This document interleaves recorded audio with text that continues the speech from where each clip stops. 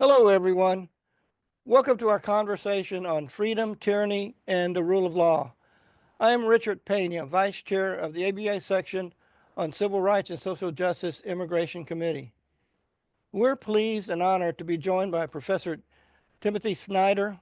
He's acclaimed Yale historian and author of the New York Times bestseller on freedom and the #1 New York Times bestseller on tyranny. Professor Snyder, welcome and thank you for being with us. Glad to have the chance to talk to you.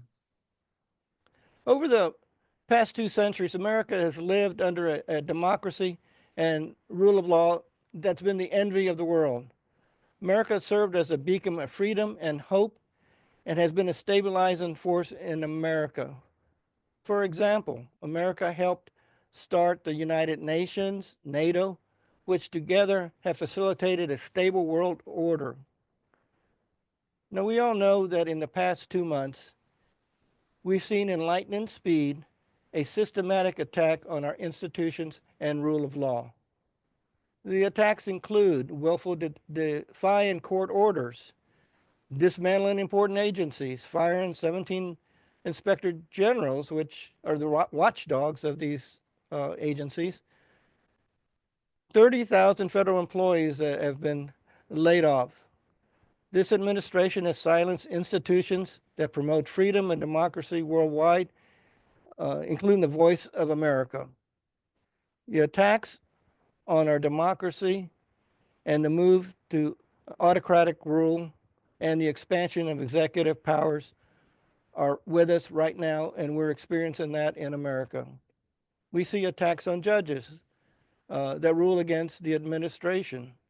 Recently, a U.S. congressman filed an article of impeachment against a judge that ruled against the administration on immigration.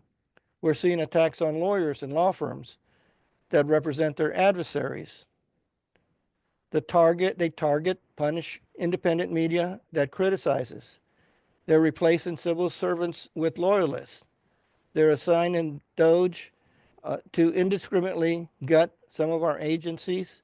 For example, they're dismantling the Department of Education. They're attacking universities and taking away their funding. On and on and on. Now, if you came in late, you would think that we're talking about a third world country. No, we're talking about America and America today. So we're pleased to have Professor Timothy Snyder with us because he is a renowned expert on these areas, and he is a national expert on tyranny and freedom. He's an American historian specializing in the history of Central and Eastern Europe, the Soviet Union, and the Holocaust. He's a professor of history at Yale. He holds the inaugural chair of modern European history in the Musk School of Global Affairs and Public Policy. Professor Snyder. Monk School. Monk. That is a big distinction, and thank you for correcting me. He speaks 5 European languages and reads 10. It may be more, but from by now. But he's the author and editor of 20 published books. He writes for the press of Ukraine and U.S. And the United States on authoritarianism. He has been an expert witness on several parliaments, and he's a frequent expert on TV on America's march towards authoritarianism. Professor Snyder is going to talk to us about what's going on in America right now and what we can do. Before we start, I'd like to hold up 2 books. These are 2 of his latest. One is on freedom and the other one is on tyranny. I recommend them if you don't have very much time. This one, #1 bestseller by the New York Times. You can get them anywhere, but it's a roadmap to what we can do. Now, Professor, on freedom, what you said and what you urge is we have lost sight of what freedom means, and it's leading us to crisis. Can you explain about what that means and what it means in your mind? Well, in in my mind, freedom is the most important of all values, and I think a lot of Americans would agree with that. But I'm not so sure that we have a clear sense of what freedom actually means. For me, and this is something I thought about for 7 years after I wrote on tyranny. For me, freedom has to be something positive. It has to be the ability to go out into the world and affirm the values that you care about. It has to involve not just the capacity to do things, but the ability to know what you want to do, to have values. And I think the mistake we make in the US is that we think of freedom only negatively, that freedom is just about being held back. And of course, you don't want to be held back. But the important thing is you, like who you are, what you want to do, why you care about things, where you want to end up. And when you think about freedom only negatively, it's just being against things, like against the government. What you end up doing is you end up making the government small and dysfunctional. And I think you can diagnose where we are right now in these terms. You have in power two people, Musk and Trump, who share the idea that the government should be small to the point of being dysfunctional. And you can see how that doesn't make us more free, it makes us less free. It makes it easier for the oligarchs, or at least the court oligarchs, the ones who are close to power, but it makes life much harder for everybody else. And nobody is freer when they don't have access to school or university, or when the roads break down, or when Social Security fails. All of those things that we value, we also should be valuing in terms of freedom. I've been to a lot of, or some authoritarian countries leading legal delegations Mm. to China and Russia and Cuba, Turkey in 2013 when Erdogan was taken over. And what I noticed was neutralize the press, the lawyers, there's attack on the lawyers, the rule of law, on the judges, the military, they're imprisoned many times, as are the lawyers. Free speech is taken away, and protests are not allowed. And if they do protest, they're put in jail. That's some of the characteristics of authoritarian states. Well, you're right that there's a kind of playbook and there's a logical sequence. And if you want to stop it, you have to stop it at the right point. So with protests, for example, I am sure that the present American administration would be very happy if it could ban all protests, if it could ban them in principle and also if it could prevent them in practice. But it can't. And that's why it's important to protest now, because 6 or 9 months down the road, maybe you won't be able to. And so if you don't get in the habit of doing it now, then you're making it easier for them to prevent you from doing it later. But if you do it now, and by the way, I'm not talking to everybody. I understand that there are people who don't have citizenship who have other reasons why they wouldn't protest. But if you can, it's important to do it now because then you set an example for other people who might say, well, yeah, actually things do seem strange to me too. Maybe I'll join the next protest. And when it comes to, you mentioned the press. Absolutely. And then the question is, to what extent does the press take part in its own, in its own neutralization? And in the US, it's a very mixed picture, right? Where we have the Washington Post and the Los Angeles Times both radically normalized Trump in 2024 by, at the last moment, killing their own endorsements of Kamala Harris. We have the Post now setting an editorial line in favor of quote unquote free markets, as though that was essential to freedom, which of course it's not, in fact. But the most important thing is that they set a line, right? They're saying like we're gonna be in favor of this. That's the thing we're gonna be in favor of. And even the Times and elsewhere, you have this practice of normalizing what Trump is doing, particularly, and this is partly a legal point, describing things that he can't do as things that he can do. So, describing describing executive orders as though they were decrees as opposed to memos, when fundamentally they're memos. The president can't, in fact, do things that he doesn't have a legal basis to do. But if you look at the headlines or even read the stories, you get the impression that every time Trump says something, de facto, he can do that thing, even though usually he can't, or it's up, or at least it has to be discussed in the courts. And with media, we also have the problem that We don't have enough of it. We don't have enough reporters. We don't have enough local reporters. And we need the, looping back up a little bit, you need the local reporters to record the fact that there are protests, to record the fact that people are actually doing things, that people are actually resisting and making their voices known. But the main thing is to recognize that all the groups you mentioned, they have to hold together as groups. They have to hold together collectively. So universities have to hold together, lawyers have to hold together. Everybody who has some kind of professional affiliation needs to decide what they're going to do together, because otherwise you're going to get picked off one by one. And I think that that's exactly what's happened in the legal profession, Professor, where recently the Trump or Donald Trump has uh, issued an executive order against one major law firm and law firms that have represented those that he did not like or that were in the courts opposing the government. And that law firm had to come to a deal with him in order, according to them, in order for self-preservation. But in the meantime, uh, other law firms, regrettably, were poaching their lawyers and their clients. And I think what I hear you say is that the legal profession needs to hold together and not do that, not be so self-interested, but rather think about America and hold together as a unit. Is that what I hear you saying? Yeah, that's exactly what you're hearing me say. I mean, I'm not going to claim to speak from expertise from inside a law firm, but because I'm not a lawyer, and I've never worked for a law firm, but it's pretty clear that there are two basic issues here. The one is that you should really try not to give in, right? That's pretty important. You know, of course, like as the head of Paul Weiss said, you don't know what it's like until it comes to you. But you know what? A lot of people actually do know what it's like. There are a lot of people who have faced things that are a lot tougher than American executive orders directed at a law firm. There are a lot of people who have faced things that are tougher than that, and you should consult with them before you concede.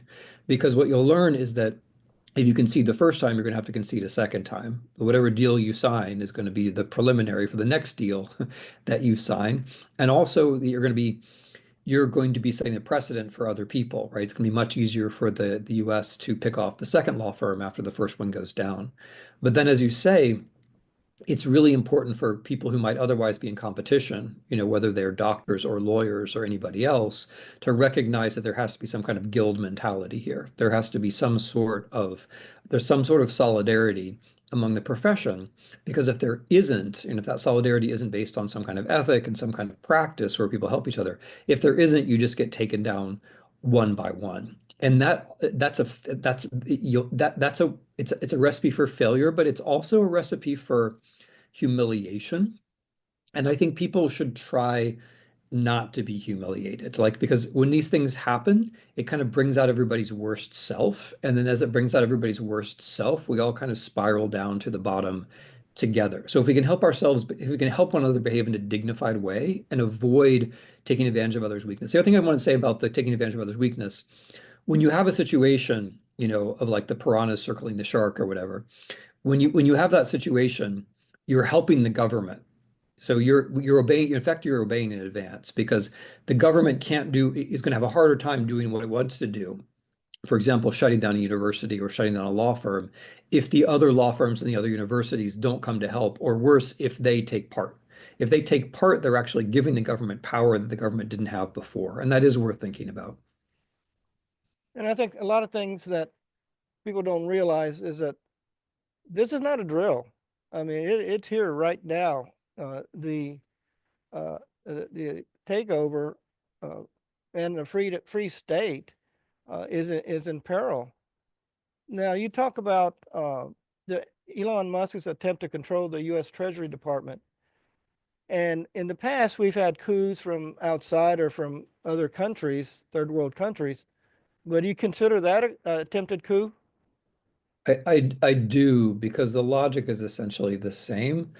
You know, it used to be that you could track a coup on television because it would be about, you know, guys in trucks trying to get to the Parliament building or trying to get to the executive building, right? It'd be about trying to hold on to a physical center of power, or maybe the physical center of power plus the TV station, because all that stuff used to be centralized. And so you could visualize a coup as people with guns in trucks or armored vehicles arriving at a certain place. Now, when power is so much more digital, and where, of course, somebody like Musk understands that power is much more digital, getting hold of the digital resources can also be a coup. And the problem is that that can't be so easily visualized, right? Like the guy, a 21-year-old guy with a bad haircut going to an apartment office and like plugging in his zip drive. It's just not as telegenic as the other guys with the Jeeps, right? We have a harder time visualizing that. But that 21-year-old guy with the bad haircut and the zip drive is getting access to your personal data and mine. And that creates a situation where they can use that data. For example, they can surround it with AIs and they can look for patterns. They can look for ways that we're vulnerable. They can look for ways to group us, look for ways to make us vulnerable. They can hunt down things about us that are probably true and then investigate that. And so getting control of people's personal data is a little bit like getting control of people. It's not exactly the same, obviously, as putting a fence around all of us. It's not the same as that, but it is a way of getting control of people. And it's also a way of getting control of the government, right? Like how much of the government actually works right now? A lot less than did before. According to a recent report in Talking Points memo by Josh Marshall, the Dodge or however you call it has cost us $500 billion. And that $500 billion, so like they're not saving money. Like that's all a joke. That's just a cover story, which is laughable. They're making the government dysfunctional and thereby costing us $500 billion that we don't have. And the dysfunctionality, of course, is part of the point. If the government doesn't work, like if you can't call your Social Security office, if there's nobody to talk to, if there are no civil servants there, that means there's no connection between Americans and laws that are supposed to serve Americans. And when that connection is broken, then people stop believing in the government, and that's another way that things start to fall apart. So I think that's part of the coup. I mean, I think the end game that somebody like Musk is aiming for is he controls the data. He controls as much of the resources as possible. And the rest of us are running around helpless because the thing that used to connect us, a functioning federal government, no longer exists. You've written about a authoritarian playbook, and if you can talk to us about the characteristics and where is America along the path of that uh, playbook? We're pretty far along. I mean, so we're pretty far along. So, number one, it's pretty normal for it to begin with an election. I think we sort of calm ourselves or pat ourselves on the back that because there's an election, therefore everything is okay. But that's not true at all. People come to power all the time by way of elections who then destroy the constitutional basis or the plausibility of elections. And then they have other elections, but those other elections are not fair. They're rigged, or not everybody can participate. Resources are unevenly distributed. One side controls all the media and so on. That's more or less the normal path. And we are definitely on that path where the people who are in power now, I mean, I don't think they will fail to hold another election. What they're trying to do is they're trying to make the next election as much of a joke as possible, right? Where people are afraid, where the other party is afraid, where the other side doesn't have resources, where it's harder for certain kinds of people to vote, and so on and so forth. That's a big part of the playbook. Another big part of the playbook is to make yourself seem inevitable. And here's where I think law firms really do it, and lawyers in general have a huge role to play, because the Trump people are like they're flouting court orders, but they haven't quite yet said that the courts don't matter, right? They haven't quite taken that leap.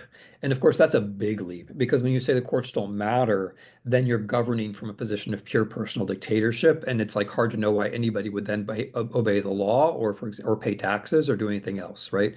But so they are still in a point where they're trying to persuade us all that they're inevitable and they're overpowering. And of course, smart lawsuits and aggressive lawyers and lawyers working together with civil society organizations can slow this down and can force them to explain themselves and can create news stories where there were no news stories before because our media, although it's very limited, it can cover high profile news stories. So like the sense of inevitability is like another part of the playbook which can be resisted. And a third part of the playbook is to create the sense that anybody who opposes them is opposing the country, which you see like with Musk calling Senator Kelly a traitor, for example, this guy who has flown the space shuttle and is a U.S. senator is being called a traitor by Musk, or take a radically different example, the notion that everybody that migrants are terrorists, or that people in general are terrorists, or that people who burn that somebody who burns a Tesla is a terrorist. Burning the Tesla is a property crime, obviously, or you can tell me what kind of crime it is, but it's not terrorism, right?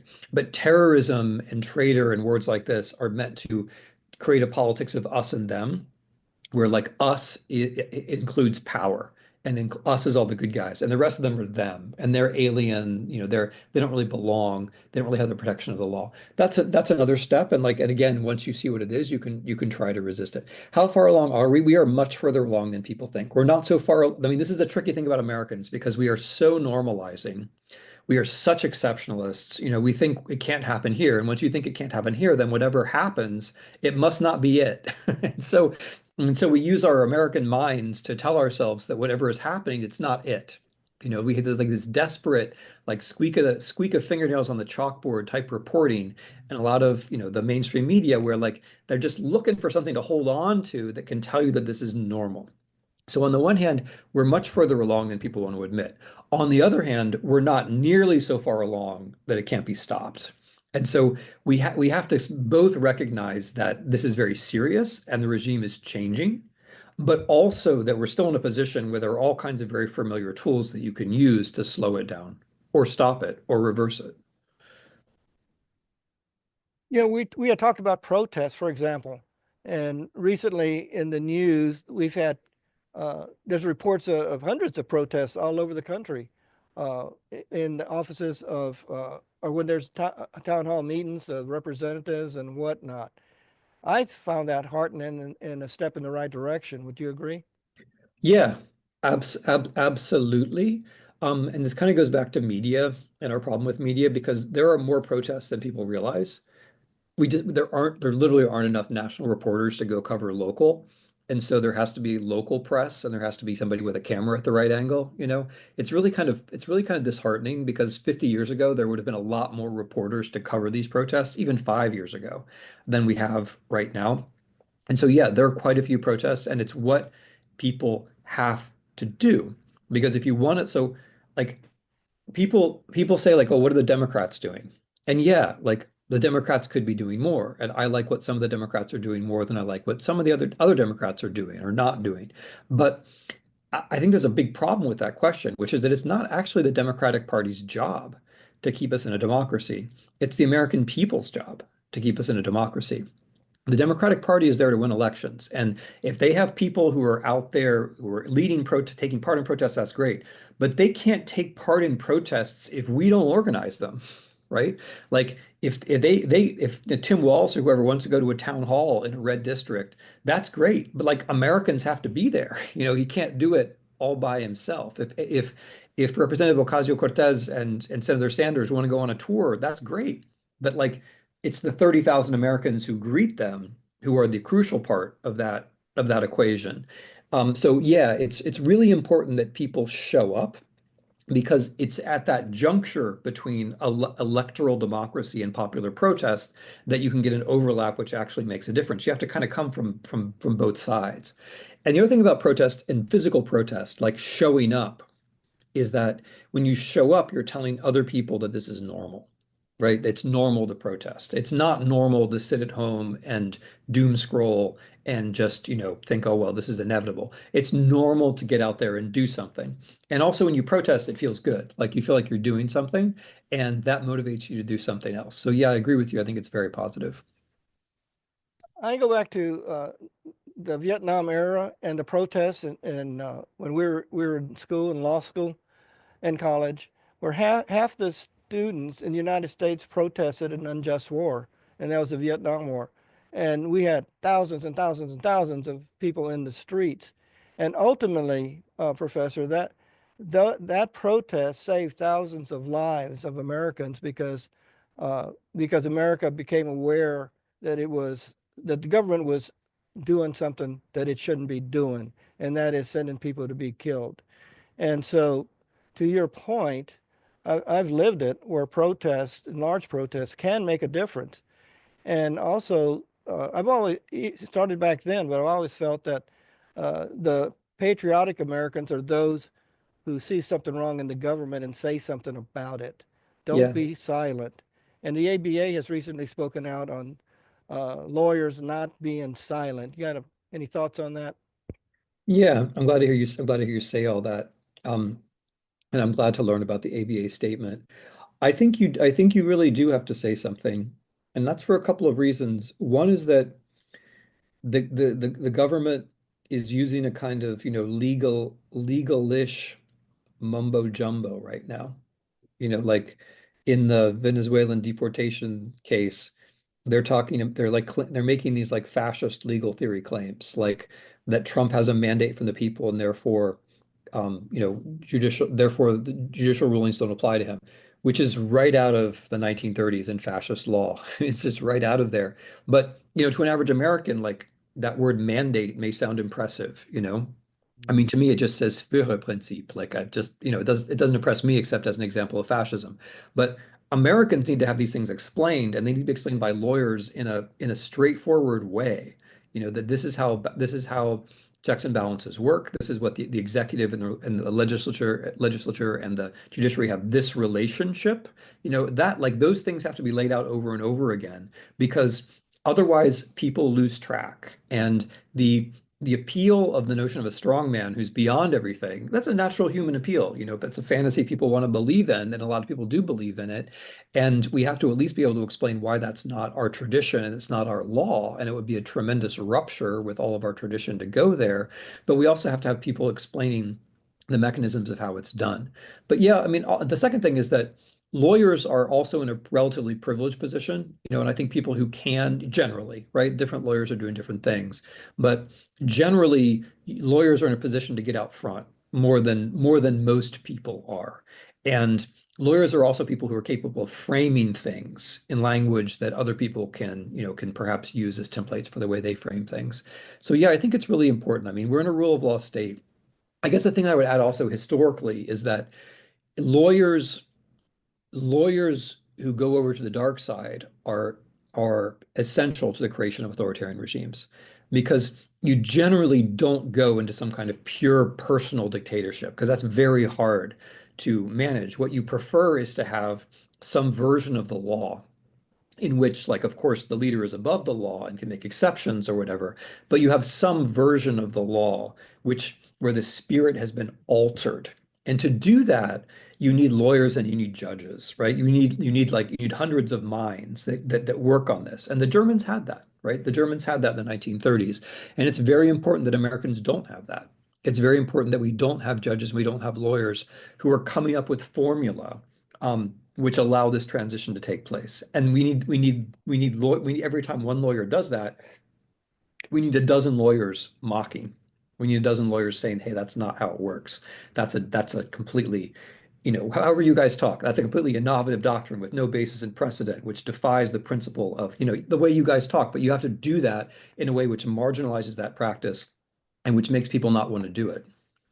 And I think one of the fastest ways for bar associations across the country, city bar associations, for example, is to have media response teams and get Mhm. out there, get organized. Uh, you got to get organized and go to the media and have press conferences and say, wait a minute, this is what they did, or Congress can do that. This is what the administration did today, and this is how it's affecting you, and who is it helping? Getting to that point, one of the things that you wrote was that the easiest way for foreign adversaries to destroy America is from within. Uh, and I think you've already touched on it a bit, but can you expand on that a bit? So with legal response teams, I just want to affirm that it's legal response teams are an example of something you can do, as civil society because of your special skills. And that's what civil society is all about. It's about doing the things that you know how to do, but in a slightly more public way that makes a difference for the public. And the response, just the explanation is really important because again, so much of the way that these weird anti-legal things the administration is doing is covered is by saying, well, Trump just did this.